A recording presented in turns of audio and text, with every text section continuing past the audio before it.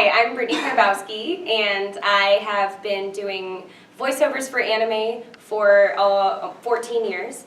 And you might know me as Blackstar in Soul Eater, or Wendy in Fairy Tale. You might know me as Makoto Misaka in Railgun. Rimuru, in that time I got reincarnated as a slime. Hisako in Food Wars, and many, many more. I've done a huge amount of voices in the 14 years. So yes. Marcus from Kaiju no Kami Creativity by Design. Being that I'm also a teacher, one thing I always like to ask anyone I interview, because I've got a lot of students who want to get into like possibly the voice acting field, but they don't really know how it works. They just have this assumption in their head, like, I'm going to be a voice actor and they're going to let me do it and I'm going to make money. What type of advice would you give to kids? You know, having that kind of ambition is great, honestly, and thinking that you can do anything, because that's the kind of thought process you have to have, especially to do this kind of job. There's a lot of rejection in it, and having that kind of mindset is perfect for that. Is that, no, you're not going to, I'm going to do it. I have to pick myself back up. I want to do this. I'm going to do it. It's definitely something that takes effort to pursue, and you have to be okay with rejection. Other than that, I think that the best things that you could do would be to train yourself, to take acting classes. Though voice acting isn't in front of a camera or in front of maybe a live audience, it's an audience of 3. They are live, they're there, they're judging you, and you still need to be able to act really well within their time limit of however many lines an hour that they need to record you at in order to make this profitable.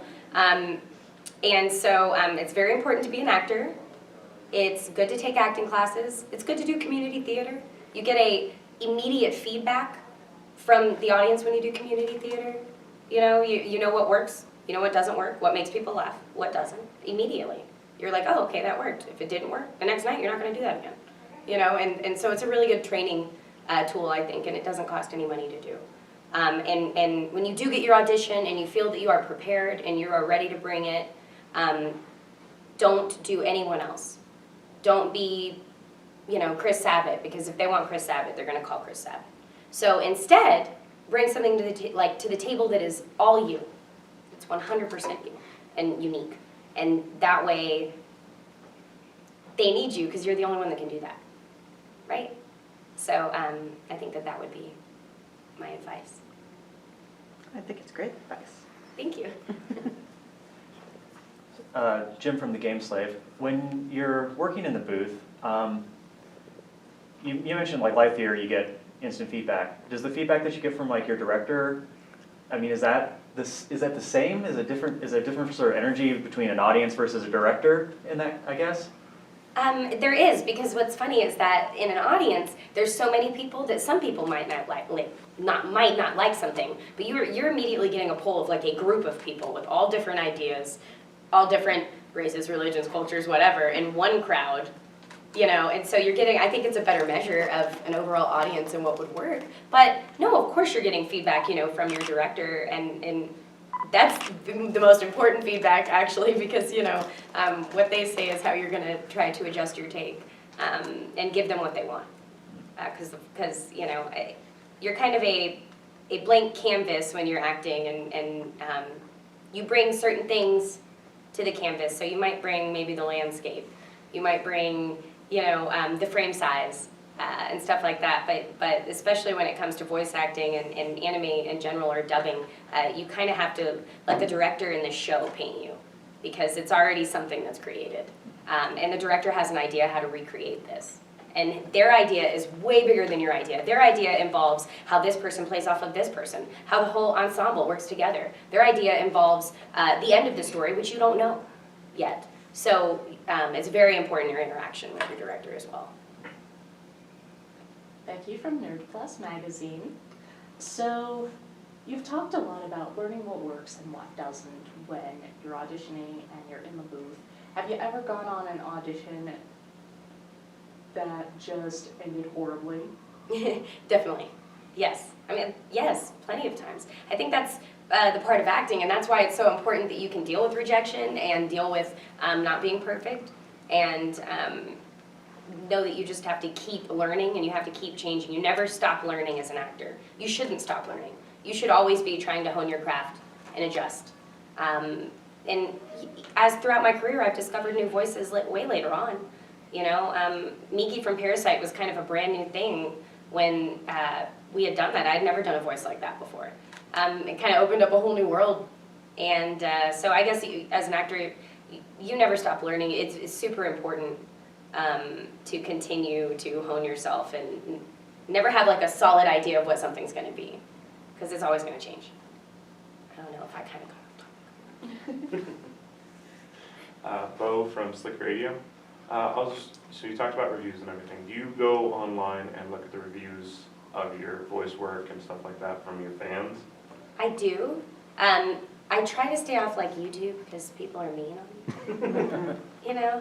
But yes, I try to look at the reviews. If it gets too negative or cruddy, I don't. But yes, most of the time I try to look at it. I mean, the thing is that everybody has like a specific idea of what they want, but you're not really in the power to adjust it anyway, especially if something's been done. But, you know, I know that directors and, you know, the people up at Sentai and Funimation, they do look online and try to gauge what their audience is really looking for and wanting, and they do adjust accordingly. Because the fan basis is the most important part, so. I'm actually kind of surprised. A lot of people I ask that question to, almost no one looks at the reviews because they're so worried about how people will. No, I mean, there's a lot of towards them. negativity. It can definitely crush your heart. I remember when I did Black Star, it was my first boy character ever, and it was just, when I saw the stuff online, that was the first time I'd ever seen anything written about me that was negative. But he's so fantastic. Well, now people think that, but at the very beginning of when he came out, you know, it's one of those things where almost any time that a character that people think should be a boy or should be played by a male is played by a female, it's just slaughter on the internet. And it doesn't matter if in the sub it was played by a female, it doesn't matter. It's just one of those things that I've noticed. So I you don't think know people why. panic when they find out Bart was done by a female as well? For some reason it's acceptable. I don't know if it's because it was so far back before them. You know what I mean? That maybe that it was just already laid out. I guess, I don't know. Maybe when they found out about Bart, they found out that Bart was a girl. So that was just acceptable. I don't know. I don't know what the difference is. But I do notice, especially in anime, that a lot of times when a female is voicing a male character, like a boy, or with Rimuru, an androgynous character. Because with Rimuru was a man. Everybody thought, oh, well, it needs to be a man doing the slime voice. But when Rimuru is reincarnated, the slime has no sex. It needs to be an androgynous voice, as best as you can make it. And, you know, when this is, maybe I shouldn't say spoilers. I don't want to say spoilers. But later on, Spoilers. well, I don't know. But later on, when Rimuru does take a form, it's feminine. So, and in the manga, they allude to it being feminine, and I think that was another part of their decision making. And that also the seiyuu was female as well. But it didn't matter. None of that mattered. People are just like, oh, it's supposed to be a man, blah. And it's like, read the manga, because it's hard. So, and I think with all of the anime that's out right now and all of the entertainment, it's hard for somebody to just sit down and read one manga. So they just go online and they're like, well, this is what the consensus is. So this is it. Instead of like actually researching it or finding out, why it is that way.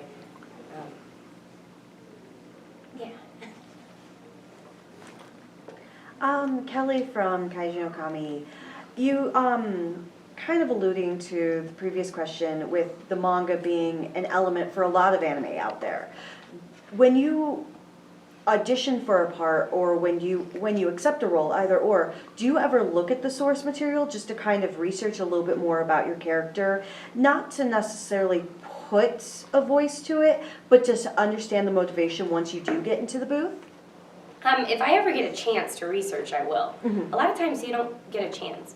And even more so, you go in for a title that isn't, they'll be like, oh, you're coming in for like girls who eat cheeseburgers.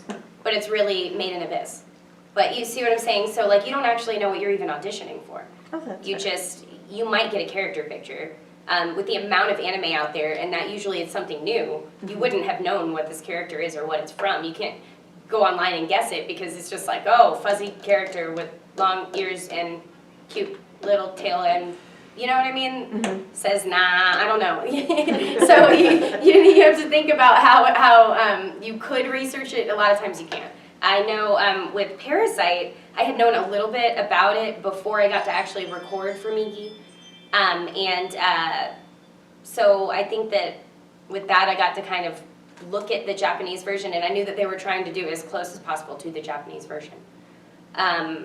With that, well, they had told me that after, you know, the audition on it, like, would they want this to be as close as possible? It is kind of, you know, good if you can to look at what is being done, which is one of the reasons why we preview it and we establish a voice, because we are trying to match something that's already been done. If you're doing prelay, you know, there's not really anything there.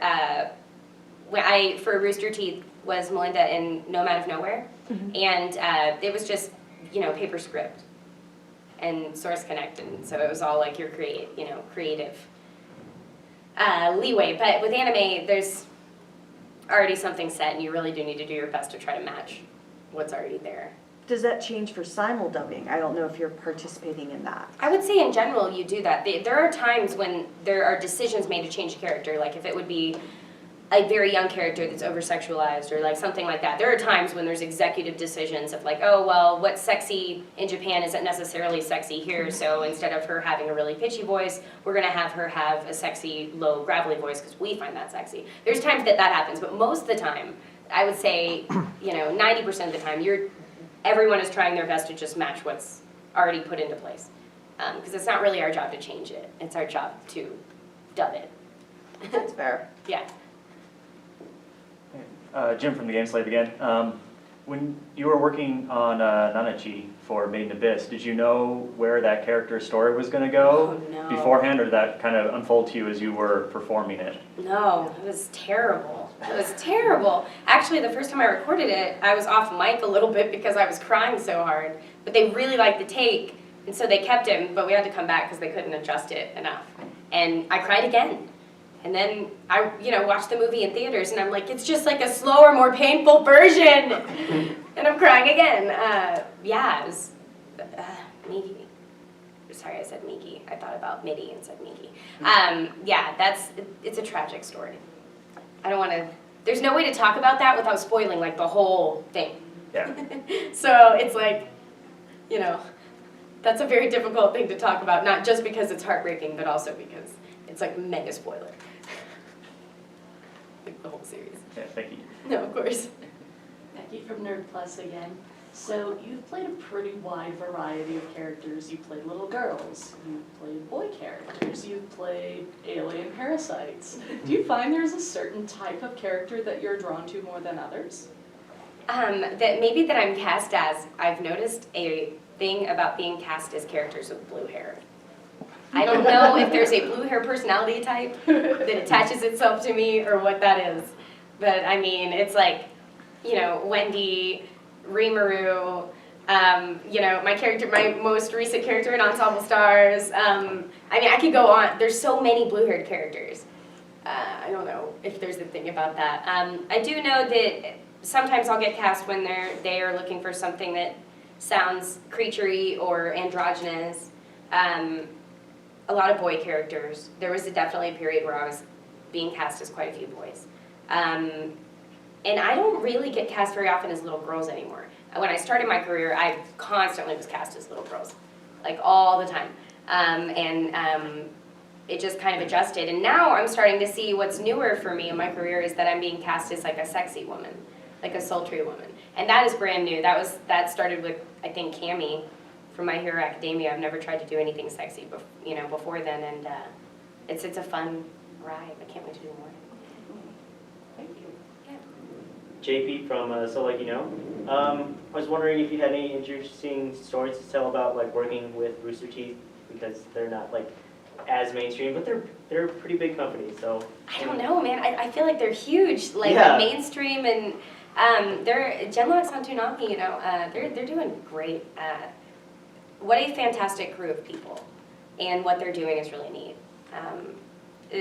When they did it, it was about time, and I just hope that they keep going. I had that experience. I haven't had much more than that, but everyone I've ever met and talked to there is just really amazing. So if they came up to you again and said, hey, do you want to do a role for us? Oh gosh, I would beg. Feel like, what do I have to do? No, yeah, they're fantastic, fantastic group, man. Support everything they do. So, this is Sam from Creativity by Design. For you, having characters like Wendy and Mikasa, where you've played them for years, have you been able to use the tools from playing those characters to other roles you've done, including the ones you've currently done? Definitely. I feel like mastering the Migi voice only happened because I was able to be clones on Railgun.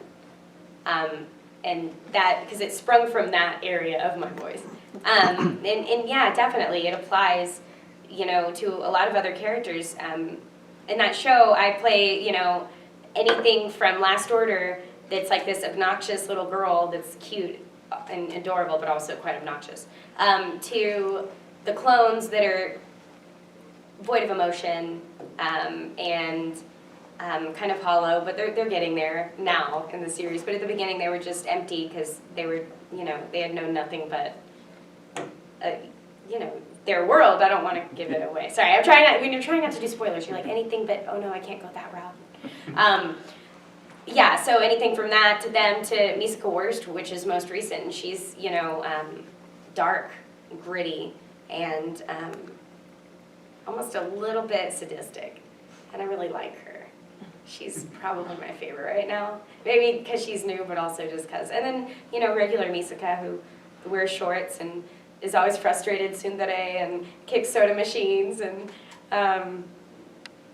all of those characters, of course, have to go. You know, the creation of them, you know, if I go to another character and it's an obnoxious little girl, there's a little bit of Last Order in there, man. There's got to be.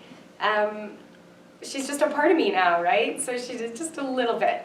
I like how she is so obnoxious with her questions and invasive, so I could definitely take that and bring that somewhere else. Or, I mean, with Cammy, she wasn't really, oh dang, another spoiler. Hold on, I'm trying to go around this. Cammy and Cammy and Misaka Wurst could have similarities. I can't say any more than that. I want to. It's inside. Yeah. I'm like, I hope people have seen it already. And then they'll be like, oh, yeah, totally know what you're talking about. But if you haven't, they'd be like, ah. So. You're going to encourage them to go see it, though. Yes. Because they need to know what you're talking about. Yes. They have similarities. As you've been recording for Food Wars, have you been watching it very much? Oh, yeah. What do you think about the message about kind of creativity and pursuit of craft that that show has? It's beautiful. And in their world, it's so like restricted, you know, and cut and dry. And we know, especially here, that what's really cool is when a chef like thinks outside of the box and creates something that's brand new. You know, fusion. And like one of my favorite foods in Houston is Vietnamese fusion, Vietnamese Cajun fusion. It's amazing. It's like crawfish with like Cajun seasonings and Vietnamese seasonings at the same time. It's like, ah. But I think as, you know, especially in like that chef world, you know, which is a very real and palatable world, that it's very cut and dry, and that the people who shine are the ones that have the creativity. And that can balance those two worlds. And it's a great message because it applies to a lot of aspects of life. You know, people say, oh, well, I have a desk job. And I'm like, every job, you need to have some kind of creativity to keep going or some kind of spark, or else you're dead inside when you go to work, you know? So it's a great message. It's a wonderful message. And the way they do it is so great. And you're so hungry when you watch the show. You're just, except for peanut butter squid. Ew. I don't think so.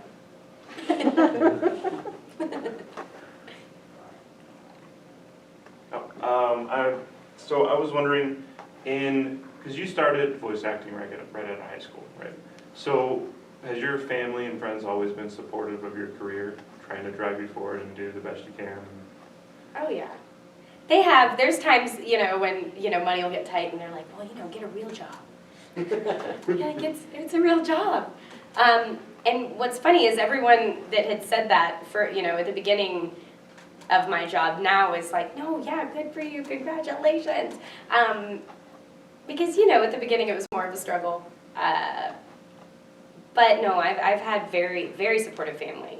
I started doing musical theater when I was in high school and professionally, and my mom and dad would drive me to all this stuff, and my mom used to drive me out to Funimation when I first started working there because I was like afraid to drive 4.5 hours to a place I didn't know with a bunch of people that I didn't know to do this super serious job, and I was afraid that I would be distracted because the driver tired because the drive and not perform well, and so it was kind of like a lot of pressure for me. That was back in the My Santa days and the Save Me Lollipop days, but my mom would drive me up there all the time. And yeah, I've always had a very supportive family of it, of my art. What type of hobbies do you like to do with your family, especially your daughter? Yeah, we have a lot. We like catching bugs. We have a rock collection.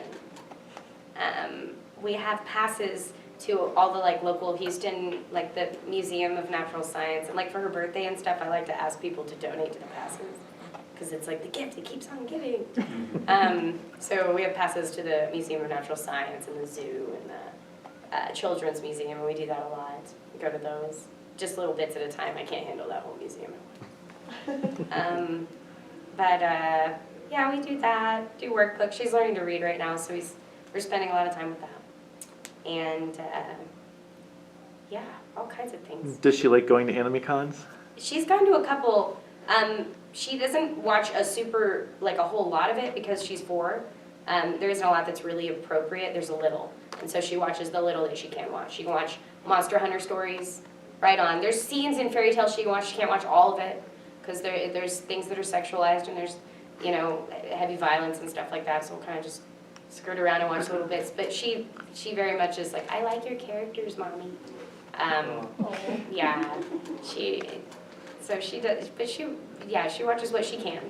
I don't even think when she's 18 I want her watching Be Got HK, so I'm like, or Monster Musume, I'm like, I don't know. Maybe. I had in one of my classes a 3rd grader who was a Madoka Magica fan. Yeah, see, I had a 10-year-old give me an egg that was decorated with Monster Musume, and I was like, and the mom was very happy. And I don't think she knew. But the coolest thing was she had one of the Madoka art books, but it was one of the Japanese art books. So it was all in Japanese and everything too. Yeah, I don't. So it's you definitely couldn't have bought that yourself. Mm-mm. Well, but it might just be one of those cases of I really want this, and they're like, oh, anime is cute, or they don't know what anime is, and they're like, oh, cartoons, and they just don't. I think that was this case. She definitely had no idea. It's oh, the egg. Yay! Start your kids on Berserk. Honestly, it was really cool that he was such a fan of it. He was a sweet kid. And it was cool that she was supportive of what he was a fan of, so, Yeah. So this question is, I ask this because the outlet I represent mostly focuses on cosplay. If you had to cosplay one of the characters that you play, who would you pick and why? I would like to be Yuri from Angel Beats, and I have maintained this. I would like to be Rimuru, but I've seen it done. It seems difficult. Because I would want to be a slime version. You know what I mean? But I want to actually have, buoyancy. So if there was something that was and it has to have a hole in the middle so I can predator people. Just be I have you. You can do whatever you can do.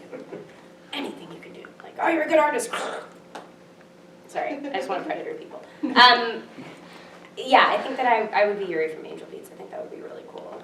I've also thought about Cami from My Hero Academia, but she's pretty sultry. But it seems fun. I think we have time for about one more round of questions. So I always ask us, if you could have any superpower, what would it be and why? Okay. The quirk question gets asked a lot from My Hero Academia. So a lot of times people will be like, oh, what's your quirk that you want? And so this is kind of the same thing, or similar thing. I want to be able to send farts. like Fantastic. transport them wherever I want. Transpartalism? Yes. I don't know if it's transport, I don't know what it would be. Something. But I could just be like, you know, whoever. Just, you're watching someone on the news, they're by themselves, you're like, bah. They're just like, hey. Instant You know? fart mission. Yeah. Or you're like mad at someone, you're like, fart to you. Give it to them at the most inconvenient times. Exactly. I'm gonna send you a fart on your wedding day. You know, just, I just think there's times that could be so convenient. You could use it for jokes. Talking to your best friend, you know, they're alone in a hotel room and scared, send a fart. Blame it You're on like, someone where did else. this fart come from? Someone else has to be in here. So many ways.